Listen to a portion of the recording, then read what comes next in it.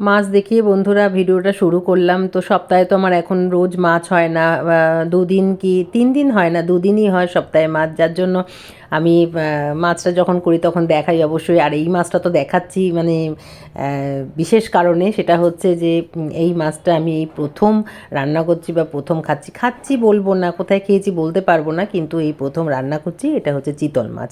আপনারা নিশ্চয়ই সবাই জানেন, আর আপনাদের বাড়িতে নিশ্চয়ই হয়। তো আমার বাড়িতে মানে আমি করছি এই প্রথম।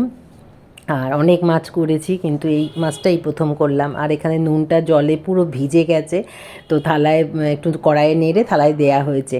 আর আমি নুনটার দিকে করছি বলে ও সেই চিৎকার করছে করছে, তারপর যেই ক্যামেরাটা মানে ফোনটা নিয়ে এসেছি সামনে, আর কিছু সারা শব্দ নেই। আর এই যে এটা আলু দিয়ে ঝোল করে নিলাম।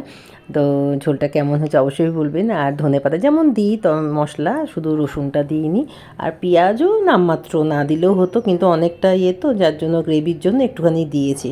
তো কেমন হয়েছে বলবেন। আর আমার তো রাত্রিরে ঘুম ঠুম সব উড়ে গেছে একদম।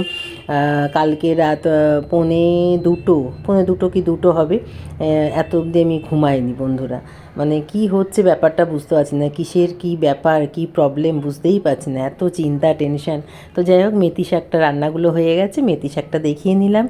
আর এখানে আছে ডাল, ডালটা অবশ্য কালকের ডাল, আর আজকে হলে শেষ হয়ে যাবে, আবার কালকে করতে হবে ডাল।